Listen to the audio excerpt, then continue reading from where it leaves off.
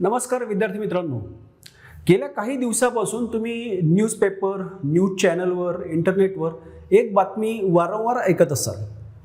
ती बातमी काय आहे तर बब अल मांदेबच्या समुद्रधुनीमध्ये म्हणजेच स्ट्रेट ऑफ बब अल मांदेबमध्ये हुथी किंवा हौथी बंडखोर सातत्याने व्यापारी जहाजांवर हल्ले करत आहेत. या हल्ल्यांमुळे त्या प्रदेशातील सागरी वाहतूक अत्यंत विस्कळीत झालेली आहे.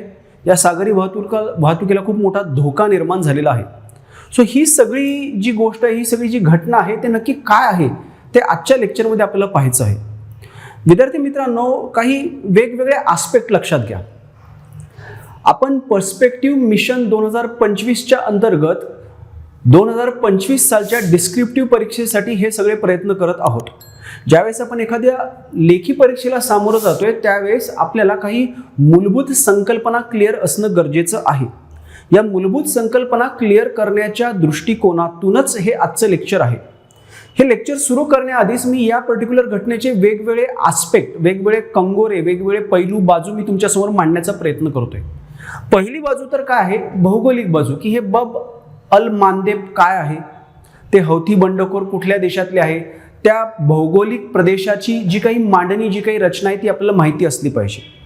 दुसरी गोष्ट थोडीशी चालू घडामोडीच्या अनुषंगाने आहे की या भागामधील हे जे काही हल्ले आहेत, बंडखोरांद्वारे व्यापारी जहाजावर होणारे हल्ले, त्या हल्ल्यांचा त्या प्रदेशाच्या राजकीय स्थितीवर आणि त्या प्रदेशाच्याच नव्हे तर संपूर्ण जगाच्या आर्थिक परिस्थितीवर काही परिणाम होतोय का, तर हो होतोय. तो परिणाम काय आहे तो एक आस्पेक्ट दुसरा आपल्याला समजून घ्यायचा आहे. आता या सगळ्यामध्ये भारत कुठे आला तर भारताचं कुठेच नाव घेतलं नाही मी, पण भारत यामध्ये समाविष्ट आहे. का? कारण भारत हे जगातलं एक वेगात प्रगती करणारं राष्ट्र आहे. आपल्याला उद्याची भविष्यातील सुपर पॉवर व्हायचं आहे आणि मग ही सुपर पॉवर होत असताना आपल्याला अशा ज्या काही आंतरराष्ट्रीय समस्या आहेत त्या समस्यांमध्ये जाणीवपूर्वक लक्ष घालून त्यामध्ये काहीतरी जबाबदार भूमिका बजावणं अपेक्षित आहे. मग भारत तसं करतोय का? येस, डेफिनेटली भारत तसं करतोय. सो या सगळ्या समस्येमध्ये, की जी समस्या आपल्या आजूबाजूला घडत नाहीये, आपल्यापासून दूर अंतरावर ही समस्या घडत आहे, या समस्येमधील भारताची भूमिका काय आहे? आता हा निश्चितपणे सागरी वाहतुकीमधला प्रॉब्लेम आहे, त्यामुळे भारताचं नौदल इथे काहीतरी महत्त्वाची भूमिका बजावत असणार आहे. सो ह्या वेगवेगळ्या आस्पेक्टला आपण आजच्या चर्चेमध्ये पाहणार आहोत. सर्वात पहिलं आपण पाहूयात की हे हौथी बंडखोर किंवा ते बब अल मांदेब हे नक्की कुठे आहे, काय आहे. मग त्या बब अल मांदेबचं जे काही सिग्निफिकन्स, महत्त्व आहे ते आपण पाहूयात, की जे प्रामुख्याने आंतरराष्ट्रीय अर्थकारणाच्या दृष्टिकोनातून आहे. आणि मग तिथल्या समस्येचा थोडाफार काही जो इतिहास आहे तो, आणि आजची प्रॉपर समस्या आपण समजून घेऊ. आणि सर्वात शेवट या आंतरराष्ट्रीय समस्येमधली आपली भारताची, नवी दिल्लीची भूमिका काय आहे ते आपल्याला समजून घ्यायचे. आणि हे सर्व काही समजून झाल्यानंतर मी तुम्हाला याबाबत लेखी परीक्षेत कशा प्रकारचा प्रश्न येऊ शकतो किंवा ऑब्जेक्टिव्ह स्वरूपात या चालू घडामोडीवर काय प्रश्न येऊ शकतो हे मी तुम्हाला सांगेल, ज्याचं उत्तर तुम्ही लिहिण्याचा प्रयत्न करणं अपेक्षित आहे. सो चला तर सुरुवात करूयात. हौथी बंडखोर आणि बब अल मांदेब. इथे नकाशा तुम्हाला दिसतच आहे, तोच नकाशात आपण पुढे पाहणार आहोत. त्याआधी आपण बघूया की हा हौथी बंडखोर काय आहेत. हे जे हौथी आहेत, हे हौथी बंडखोर जहाजांवर हल्ला करत आहेत. का हल्ला करतायत? त्यांनी दिलेलं कारण बघा, फार इंटरेस्टिंग आहे. हे हल्ले गाझा पट्टीत इस्रायलशी लढणाऱ्या पॅलेस्टिनी इस्लामिक गट हमासच्या समर्थनार्थ आहे. आता अजून एक नवीन विषय उद्भवला जो आपण पुढच्या लेक्चरमध्ये पाहणार आहोत. तो काय तर इस्रायल वर्सेस पॅलेस्टाईन. हा एक खूप जुना संघर्ष आहे. पश्चिम आशियामधील अगदी पश्चिम टोकावरील इस्रायल हे राष्ट्र आणि पॅलेस्टीन यांच्यामध्ये संघर्ष चालू आहे. ऑलमोस्ट गेली 70-75 वर्ष हा हिंसक संघर्ष चालू आहे. ह्या इस्रायल पॅलेस्टीन संघर्षामधील पॅलेस्टिनियन लोक जे आहेत, जे अरब जमातीचे लोक आहेत, इस्लाम धर्माचं पालन करणारे आहेत, त्या पॅलेस्टिनियन लोकांचा एक अतिरेकी गट आहे. तो इस्लामिक गट काय म्हणून ओळखला जातो? हमास. या हमास गटाला हे हुथी बंडखोर, की जे येमेन देशातील आहेत, ते समर्थन करतायत. आणि ह्या समर्थनार्थ त्यांनी काय केलं लक्षात घ्या. हे समर्थन देण्याकरता त्यांनी या सागरी मार्गामधून जाणाऱ्या इस्रायलचा झेंडा असणाऱ्या व्यापारी जहाजांवर हल्ले करायला सुरुवात केली. म्हणजे हल्ल्यांची सुरुवात कशी केली त्यांनी, तर हमासच्या समर्थनार्थ इस्रायलचा झेंडा असणाऱ्या व्यापारी जहाजांवर हल्ले करायचे. इतकंच नाही तर या येमेनमधल्या या हुथी बंडखोरांनी इस्रायलच्या प्रदेशावरती मिसाईल्स डागण्याचा प्रयत्न केला, परंतु इस्रायलच्या बाजूने आहे USA आणि शिवाय इस्रायलची संरक्षण यंत्रणा सुद्धा अतिशय सक्षम आहे. सो त्यांनी ते मिसाईल्स, ती क्षेपणास्त्र हवेतच नष्ट केली. मग नंतर यांनी फक्त इस्रायलचा झेंडा असणारेच नाही तर त्या मार्गातून प्रवास करणाऱ्या कोणत्याही देशाचं व्यापारी जहाज टार्गेट करण्याचा प्रयत्न केलेला आहे. सो असा हा एकंदर इश्यू आहे की हे हौथी बंडखोर किंवा हुती बंडखोर बब अल मांदेब मधून जाणाऱ्या व्यापारी जहाजांवर हल्ले करत आहेत. का करत आहेत, तर इस्रायल पॅलेस्टाईन संघर्षामधील पॅलेस्टीनला समर्थन देण्याकरता, टू बी व्हेरी स्पेसिफिक, पॅलेस्टीनची जी हमास नावाची जी काही लष्करी किंवा दहशतवादी गट आहेत त्याला समर्थन करण्याकरता हे हल्ले केले जात आहेत. आता आपण बघूयात हे नक्की कशा प्रकारे आणि कुठे होते. आता हे सगळं पाहताना आपल्याला एक गोष्ट बघायची आहे की हे बब अल मांदेब काय आहे. तर बब अल मांदेब, ज्याला अश्रूंचे द्वार इथे आपण नमूद केले बघा, अश्रूंचे गेट किंवा अश्रूंचे द्वार असं संबोधतो, ही एक सामुद्रधुनी आहे. आता पहिला मुद्दा, सामुद्रधुनी किंवा स्ट्रेट म्हणजे काय.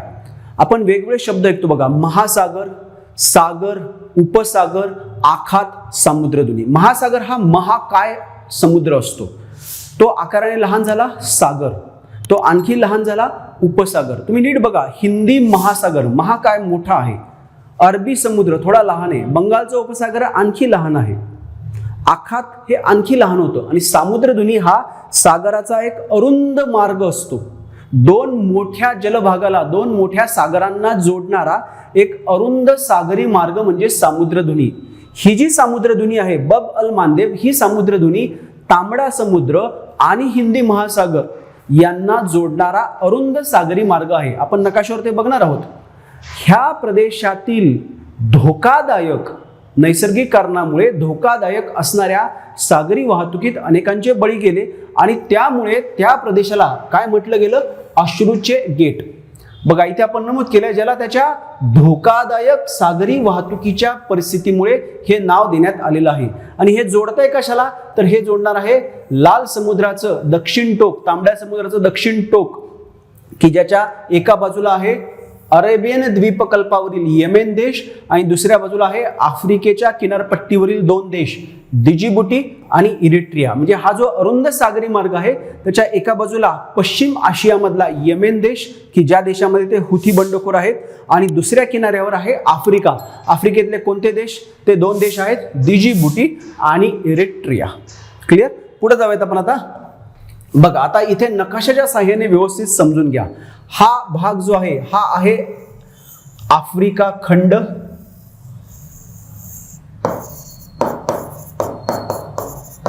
हा जो भाग आहे हा आहे आपला आशियाचा भाग, त्यामध्ये हा भाग आहे पश्चिम आशिया. इकडे तुम्हाला आपला भारत दिसतोय, हा झाला हिंदी महासागर. आता नीट बघा, हा जो एवढा सागरी भाग आहे हा आहे तांबडा समुद्र, आणि हे जे टोक आहे या ठिकाणचा हा अरुंद सागरी मार्ग म्हणजे काय आहे, बब अल मांदेब. आता आपण हा थोडा झूम केलेल्या स्थितीतला बघूयात. बघा आता हा झाला तांबडा समुद्र आणि इकडे आपला हिंदी महासागर, आणि हे आहे तो अरुंद मार्ग. या अरुंद मार्गामध्ये बघा आपल्याला काय दिसतंय, आपल्याला इथे दिसत आहेत देश. कोणते देश आहेत बघा ते आता. हा देश आहे येमेन, येमेन, आणि इथे हे झालं आशियाचा भाग, हा झाला आफ्रिकेचा भाग. त्याच्यामध्ये हे एक छोटं राष्ट्र आहे बघा डिजिबुटी, आणि हे एक दुसरं राष्ट्र आहे इरिट्रिया. क्लिअर. सो इथे आहे ती बब अल मांदेब. तुम्ही आता परत आला तिकडे तर तुम्हाला दिसेल या ठिकाणी आपल्याला ते बब अल मांदेब दिसते. आता वाहतूक कशी महत्वाची ते लक्षात घ्या. या हिंदी महासागरातील, या दक्षिण आशियातील, या पश्चिम आशियातील सगळी जहाजं, म्हणजे हा सगळा तेल संपन्न प्रदेश आहे, इराण, इराक, इथली जहाजं या स्ट्रेट ऑफ होर्मुझच्या सामुद्रधुनीतून इकडे आली. आता इथून ते प्रवास करतायत इथे. बघा मी हे क्लिअर करून पुन्हा दाखवतोय तुम्हाला. ह्या पर्शियन आखातामधून तेल घेऊन जहाजं आली हिंदी महासागरात. हिंदी महासागरातून एडनच्या आखातात आणि मग इथून बब अल मांदेब क्रॉस करून ही जहाजं आली तांबड्या समुद्रात. तांबड्या समुद्रातून इथं पोहोचली. इथे आहे सुएझ कॅनाल. सुएझ कालव्यातून हे गेले भूमध्य समुद्रात आणि मग तिथून ते संपूर्ण युरोप आणि आफ्रिकेकडे प्रवास करू शकतात. सो जागतिक पातळीवरील तेल वाहतूक करणारा हा सर्वात महत्वाचा मार्ग आहे. आजच नाही तर याच्या आधी सुद्धा अनेकदा युद्धजन्य परिस्थितीमध्ये हा मार्ग अडविला गेला होता. सो हे या मार्गाचं महत्व आहे. फक्त तेलच नाही तर जगातील वेगवेगळ्या वस्तूंची वाहतूक, म्हणजे बघा इकडच्या आशियाकडून या युरोपकडे जर वाहतूक करायची असेल तर पूर्वी कशी वाहतूक व्हायची? पूर्वी ही वाहतूक ही अशी व्हायची. केप ऑफ गुड होपला वळसा घालून आपल्याला कुठं जावं लागायचं? युरोपकडे. पण जेव्हापासून हा सुएझ कॅनाल खुला झाला तेव्हापासून मग या मार्गाला महत्व प्राप्त झालं. तुम्ही इकडून या किंवा इथून या किंवा ऑस्ट्रेलियाकडून या किंवा आग्नेय आशियाकडून या, कुठूनही आलात तरी तुम्हाला बब अल मांदेब मधून तांबडा समुद्र, सुएझ कॅनाल, भूमध्य समुद्रात जावं लागतं आणि मग तिथून तुम्ही सगळ्या युरोपपर्यंत पोहोचू शकता. सो या दृष्टिकोनातून या बब अल मांदेबचं फार महत्व आहे. आणि या सगळ्या व्यापारामध्ये सर्वाधिक व्यापार कशाचा होतोय?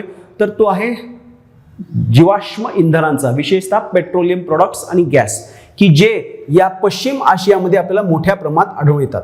शिवाय अजून एक मुद्दा की इथे आपल्याला एक सुमेड म्हणून पाईपलाईन दिसेल. आपण एका नकाशामध्ये बघूयात ते बघा. बघा आता जागतिक समुद्र मार्गे माल वाहतुकीसाठी हा सर्वात महत्वाचा मार्ग आहे. म्हणजे जगातील कच्च्या तेलाची आणि खाडीतून म्हणजे पर्शियन गल्फमधून सुएझ कालव्याद्वारे इजिप्तच्या लाल समुद्राच्या किनाऱ्यावरील सुमेड पाईपलाईनद्वारे भूमध्य समुद्रामध्ये जे काही इंधन आपण नेतोय त्यासाठी हा वाहतुकीचा मार्ग अत्यंत महत्वाचा आहे. हे बघा ही ती पाईपलाईन आहे जी आपल्याला इथून इथे जोडलेली दिसेल. हे तांबड्या समुद्राचं उत्तर टोक आणि हा आहे भूमध्य समुद्र. सो ही पाईपलाईन जी आहे या पाईपलाईन पर्यंत इथे जे जहाज येणार आहे तांबड्या समुद्रातून ते कुठून येतंय जहाज? ते बघा ते जहाज येतंय इथून.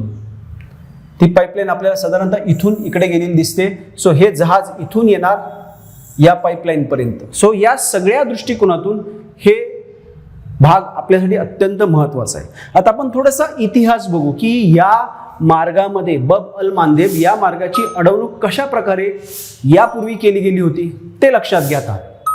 1973 साली एक युद्ध झालं होतं, योम किप्पूर युद्ध. हे कोणामध्ये झालं होतं? तर Egypt versus Israel.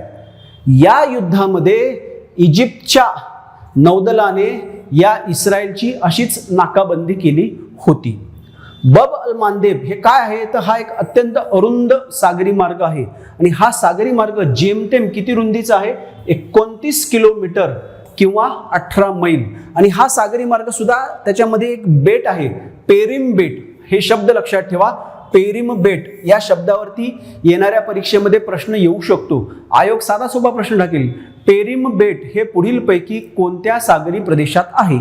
Straight of Hormuz, बब अल मांदेब किंवा इतर काही. सो हे नीट लक्षात ठेवा. पेरिम बेट हे कुठे आहे? तर हे बब अल मांदेबच्या समुद्रधुनीमध्ये आहे. या बेटामुळे तो जो अरुंद मार्ग आहे त्याचा पूर्वेकडचा आणि पश्चिमेकडचा असे दोन भाग झालेले आहेत. ओके, त्यामुळे येणारा एक मार्ग, जाणारा एक मार्ग. इथे आपण नकाशात बघूयात. हे बघा हा एक एरियल व्ह्यू आहे. तुम्हाला तितकंसं क्लिअर दिसत नसेल कदाचित. हा इकडे झाला पश्चिम आशियाचा भाग. हे आहे इकडे येमेन आणि हे इकडे आहे डिजिबुटी इरिट्रियाचा कुठला भाग? आफ्रिकेचा भाग. आणि हे बघा इथे तुम्हाला एक छोटंसं बेट दिसते, पेरिम बेट. ही आहे सामुद्रधुनी बब अल मांदेबची. येणारा मार्ग, जाणारा मार्ग असे दोन मार्ग आपल्याला इथे दिसून येत आहेत. ते दोन कशामुळे झाले?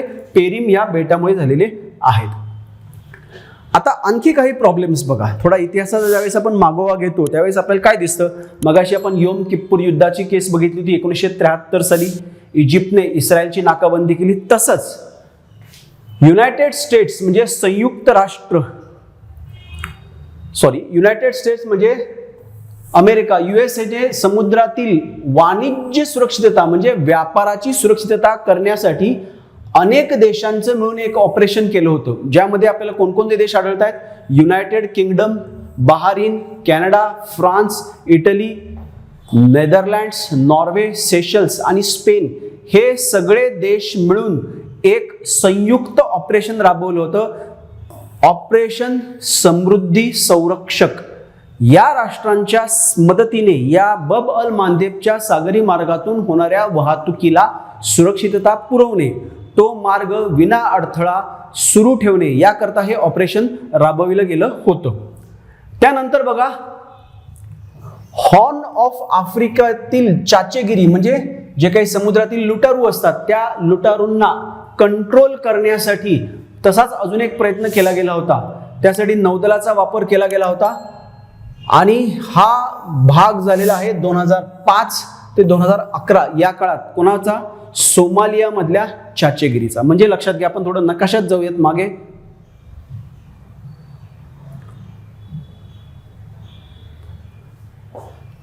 हे बघा, इथे तुम्हाला एक देश दिसेल, हा देश आहे सोमालिया.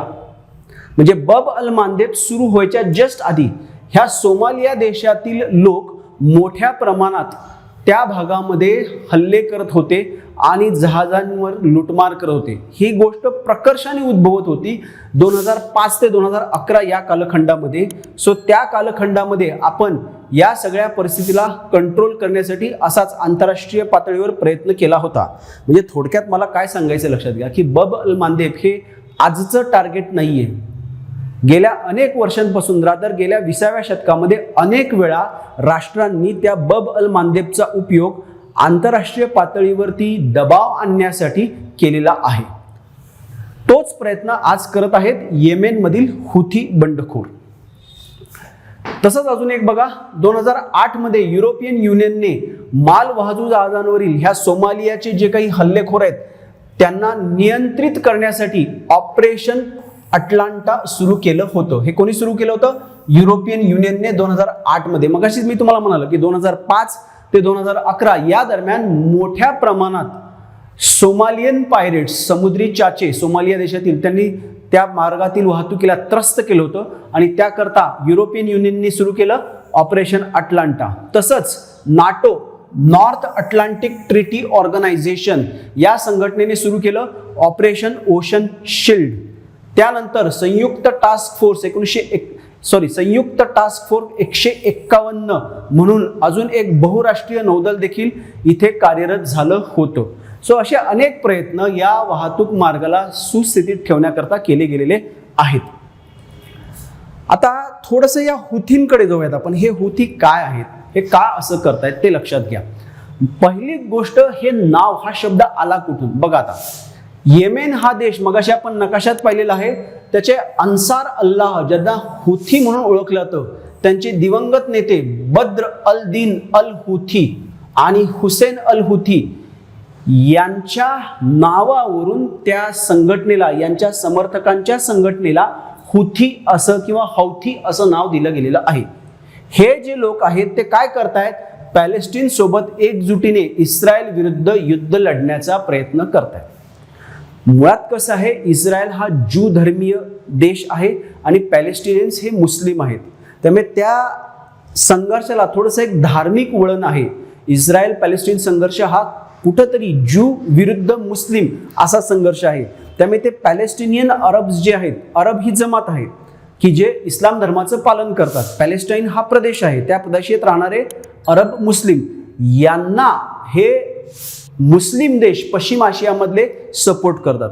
आणि तसाच एक सपोर्ट दिलेला आहे येमेन मधल्या या संघटनेने. हे जे बंडखोर आहेत, हे बंडखोर हुथी बंडखोर म्हणून ओळखले जातात.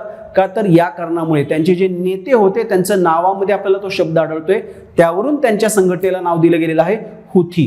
बघा, इथे आपल्याला त्या येमेन देशामधला भाग दिसतो. हा येमेन देश आहे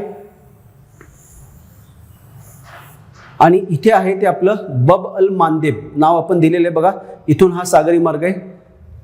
हा जो लालसर किंवा भगव्या रंगाचा भाग दाखवलेला आहे, हा हुथी लोकांच्या, हुथी बंडखोरांच्या नियंत्रणात असलेला येमेनचा भाग आहे की जिथून हे सातत्याने या सागरी मार्गावर काय करतायत, हल्ले करत आहेत. क्लिअर. सो त्यामुळे ही सगळी अडचण उद्भवलेली आहे.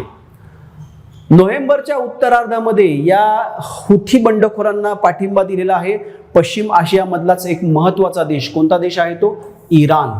थेट इराणच्या पाठिंबा असलेल्या या हुथी किंवा हौथींनी इस्रायलला लक्ष्य करण्यापासून ते लाल समुद्रामधील व्यावसायिक जहाजांवर हल्ले करण्यापर्यंत रणनीती बदलली. जसं मगाशी मी तुम्हाला सांगितलं की सुरुवातीला त्यांनी हुथी बंडखोरांनी इस्रायलवर क्षेपणास्त्र डागली, पण ती USA आणि इस्रायलच्या क्षेपणास्त्र विरोधी यंत्रणेने नष्ट केली. मग त्यांना हे जाणवलं की आता ह्यात काही तथ्य नाही. मग यांना कसं परेशान करायचं, तर यांना परेशान करण्याचा दुसरा मार्ग काय मार्ग आहे? दुसरा मार्ग तो आहे या मार्गामधून जाणाऱ्या जहाजांना टार्गेट करा.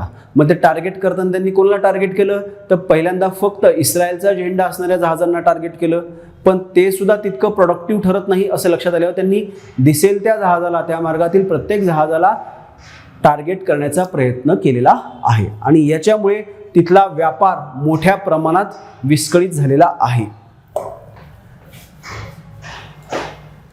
या मार्गाचं महत्त्व मी तुम्हाला मगाशीच सांगितलेलं आहे की मोठ्या प्रमाणात इथून तेल वाहतूक होते, तसंच अनेक वस्तू सेवा त्यांची निर्यात देखील तिथून होत असते. आणि मग जेव्हा हा मार्ग बंद होतो त्यावेळेस आपल्याला त्या पूर्ण आफ्रिकेला वळसा घालून, त्या केप ऑफ गुड होपला वळसा घालून प्रवास करावा लागतो. आणि मग तशा त्या प्रवासामुळे मोठ्या प्रमाणात काय होणार आहे, वेळ आणि पैसा आपला वाया जाणार आहे.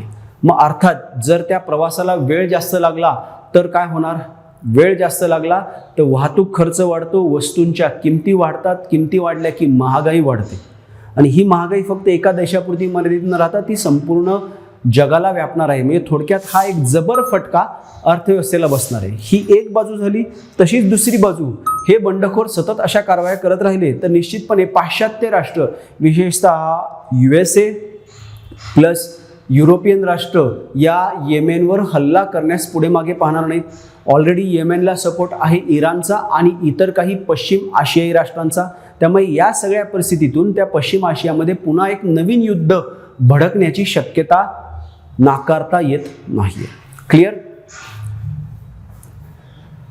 हे जर बब अल मांदेब बंद केलं तर सुएझ कालव्यातून जाणं येणं शक्य होणार नाही. आणि मग काय करावे लागेल, आफ्रिकेच्या दक्षिण टोकाला वळसा घालून आपल्याला जावं लागणार आहे की ज्याच्यामुळे होणारा खर्च, वेळ प्रचंड वाढणार आहे. आता इथे एक गोष्ट आपण अजून लक्षात घेतली पाहिजे की या सागरी वाहतुकीमध्ये, या प्रदेशाच्या सागरी वाहतुकीमध्ये 3 प्रमुख चोक पॉइंट्स आहेत. ते 3 चोक पॉइंट्स कोणते? चोक पॉइंट्स म्हणजे काय, असा मार्ग की ज्या ठिकाणी आपण कोंडी करू शकतो. एक नाही, अनेक राष्ट्रांची कोंडी करू शकतो. तुम्ही बघा, कधी कधी एखाद्या शहरामध्ये एखादा रस्ता अचानक अरुंद झालेला आहे, मग तिथे संध्याकाळच्या वेळेस सगळं ट्रॅफिक जाम होतं. तसं या पश्चिम आशियाई प्रदेशामध्ये आपल्याला काही चोक पॉइंट्स आढळत आहेत. हे 3 प्रमुख चोक पॉइंट्स आहेत. कोणते आहेत?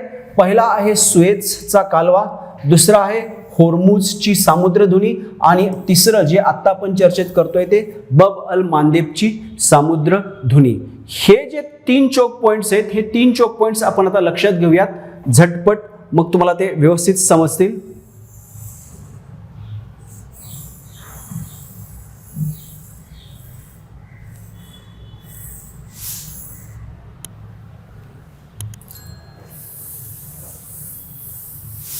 हा पहिला चोक पॉइंट आहे बघा इथे, होर्मुझची सामुद्रधुनी.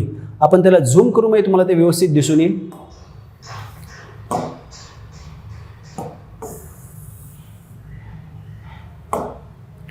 ह्या पर्शियन आखातामधली जहाजं या स्ट्रेट ऑफ होर्मुझ मधून बाहेर पडतात आणि जगात सगळीकडे जाऊ शकतात. बरोबर.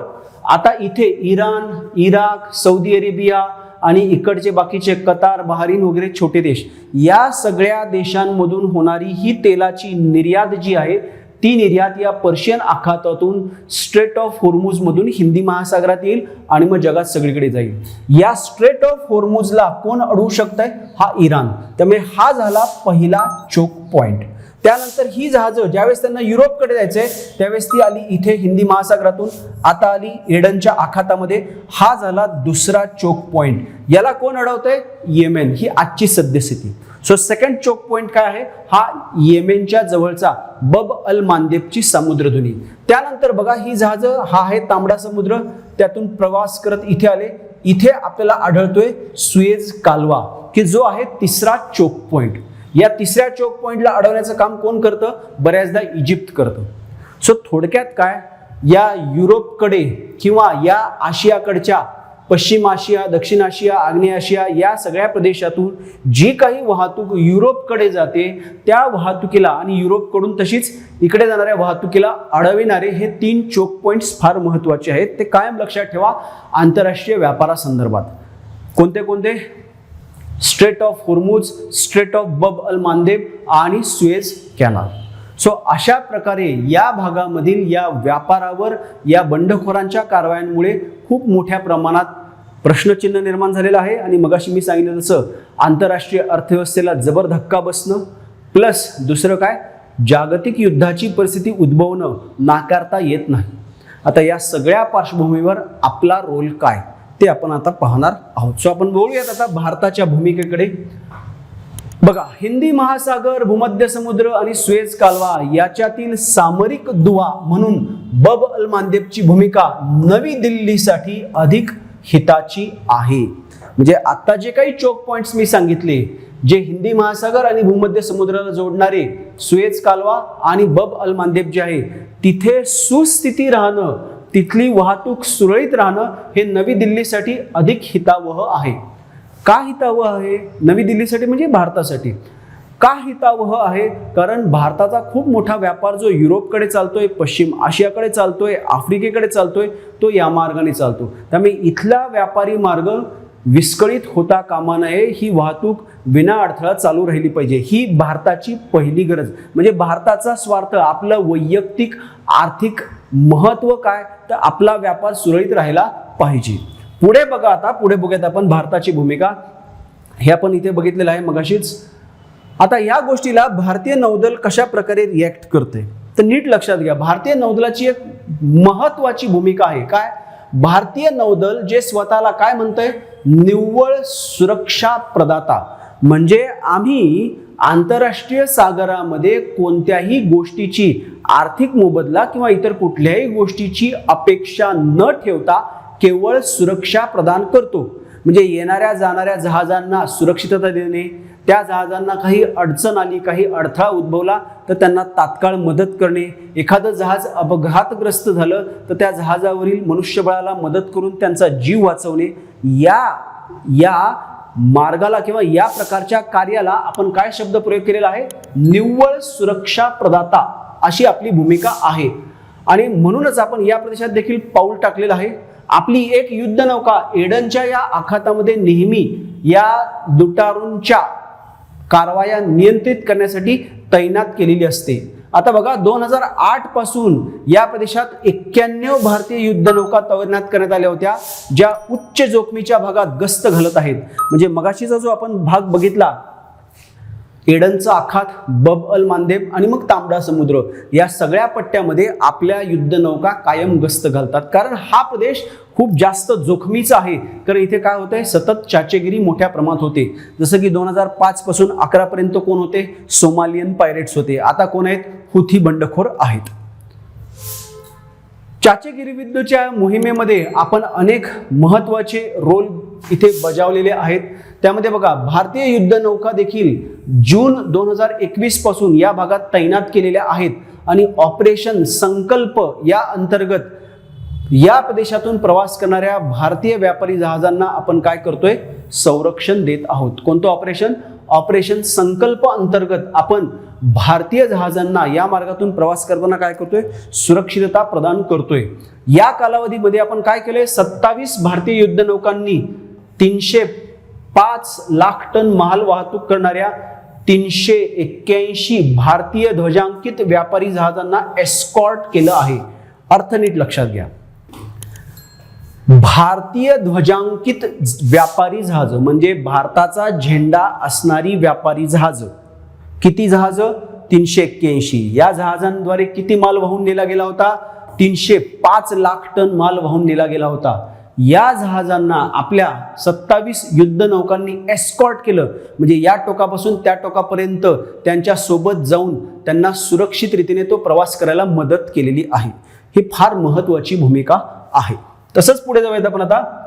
ऑगस्ट 2016 मध्ये भारत आणि USA हे दोन देश एकत्र आलेले आहेत बघा. भारत आणि USA ने काय केलंय? परस्पर लॉजिस्टिक सपोर्टसाठी, म्हणजे एकमेकांना लॉजिस्टिक सपोर्ट म्हणजे काय? वाहतुकी दरम्यानची मदत, माल वाहतुकी दरम्यानच्या मदतीसाठी एक करार केला होता. कोणता? Logistic exchange memorandum of agreement. आणि तेव्हापासून भारतीय युद्ध नौका ज्या त्या आफ्रिकेचा टोकदार भाग जो आहे सोमालियाचा, त्या भागाजवळ चाचेगिरी विरुद्ध गस्त घालतायत.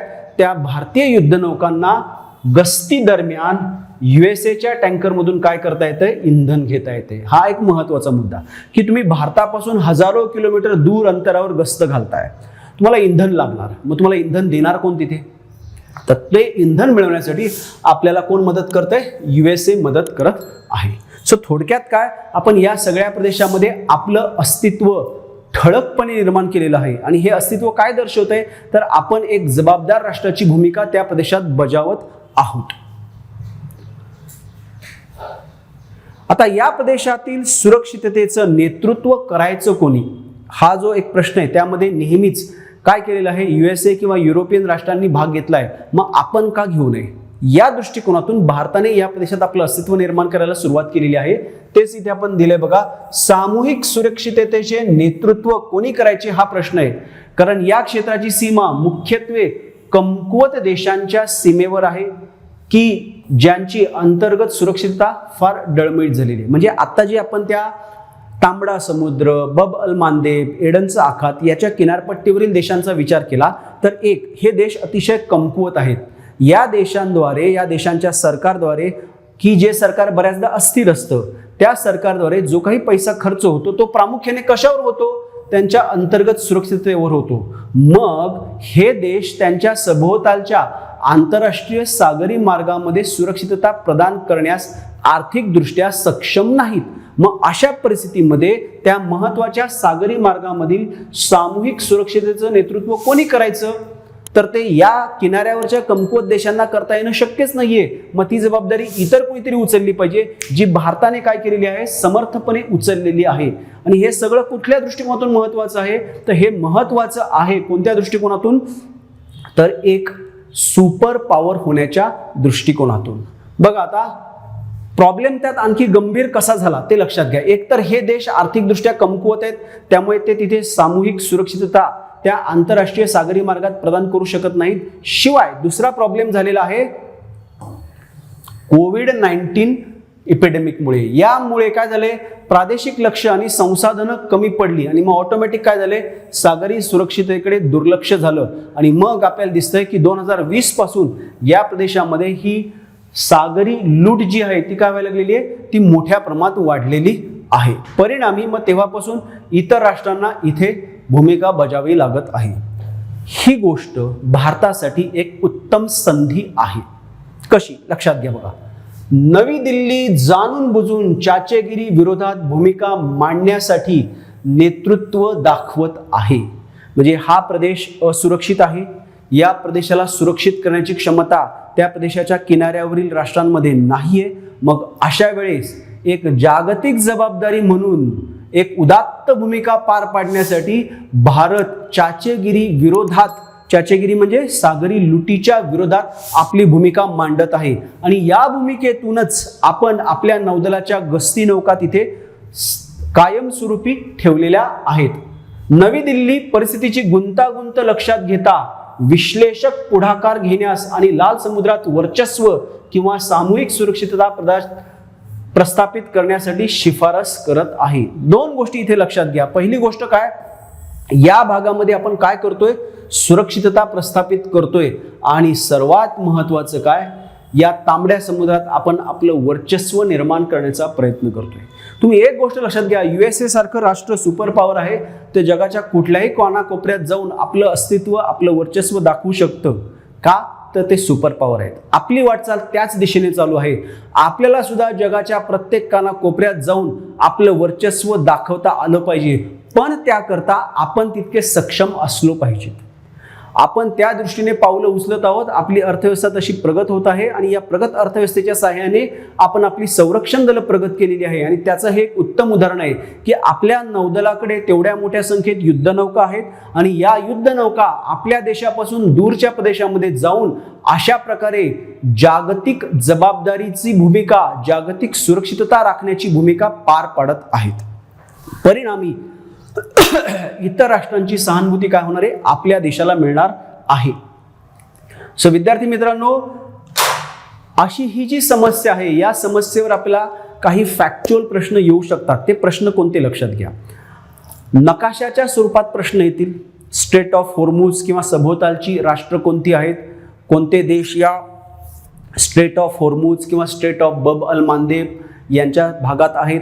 तांबडा समुद्र, त्याच्या सभोवतालचे देश, इस्रायल कुठे आहे, सुएझ कालवा कुठे आहे. सो आता जो आपण नकाशा पाहिला, तो नकाशा, त्यात नकाशातील सागरी मार्ग, तिथले उपसागर, तिथली आखातं, तिथले देश, या सर्वांची माहिती आपल्याला नकाशावर ठळकपणे असली पाहिजे. हा एक मुद्दा झाला. दुसरा मुद्दा संकल्पनात्मक प्रश्न किंवा आपण ज्याला डिस्क्रिप्टिव्ह प्रश्न असं म्हणतो, त्यात दोन महत्त्वाचे प्रश्न असतील. एक जो पूर्णपणे आंतरराष्ट्रीय घडामोडीशी संबंधित असेल, जसं की बब अल मांदेब या सागरी मार्गाचे जागतिक दृष्ट्या आर्थिक महत्त्व स्पष्ट करा. दुसरा प्रश्न जो भारताशी संबंधित असेल की बब अल मांदेब या सागरी मार्गामध्ये उद्भवलेल्या युद्धजन्य परिस्थितीमधील भारताने बजावलेल्या भूमिकेचे स्पष्टीकरण द्या किंवा भारताने बजावलेल्या भूमिकेचे विवेचन करा. हा थोडा क्रिटिकल प्रश्न असणार आहे. इथे आपण जे शेवटच्या टप्प्यामध्ये मुद्दे मांडले होते ना, ते आपल्याला लक्षात घ्यावे लागणार आहेत. सो विद्यार्थी मित्रांनो, प्रत्येक चालू घडामोडीचा असाच एक सविस्तर अभ्यास करण्याचा प्रयत्न करा. आपल्याला त्या चालू घडामोडीची बॅक म्हणजे पार्श्वभूमी, पास्ट हिस्ट्री माहीत असली पाहिजे, सद्यस्थिती माहीत करून घेता आली पाहिजे आणि यातून भविष्यात काय उद्भवू शकतं हे आपल्याला माहिती करून घ्यायचं आहे. या पर्टिक्युलर हुथी बंडखोर आणि बब अल मांदेब याबाबतचा पास्ट, प्रेझेंट आणि या गोष्टींमुळे भविष्यात काय होऊ शकतं या सगळ्याची चर्चा आपण इथं केलेली आहे. सो विद्यार्थी मित्रांनो, पर्स्पेक्टिव्ह अकॅडमीद्वारे आपण सातत्याने अशाच प्रकारच्या प्रश्नांची चर्चा करणार आहोत आणि हे सगळे लेक्चर्स आपण आपल्या यूट्यूब चॅनलवर टाकत आहोत. तुम्ही ते लेक्चर्स नीट बघा आणि याच्याशी संबंधित जे प्रश्न असणार आहेत ना, त्या प्रश्नांची आपण दर शनिवार रविवार यूट्यूबवरील लाईव्ह लेक्चरच्या सहाय्याने आन्सर रायटिंग प्रॅक्टिससुद्धा घेणार आहोत. सो मित्रांनो, पर्स्पेक्टिव्ह अकॅडमीच्या यूट्यूब चॅनलला फॉलो करा, लाईक करा, शेअर करा, सबस्क्राईब करा. भेटूयात पुढच्याच एका अशाच चालू घडामोडी, करंट इव्हेंट्सच्या महत्त्वाच्या लेक्चरमध्ये. Till then, good bye and take care.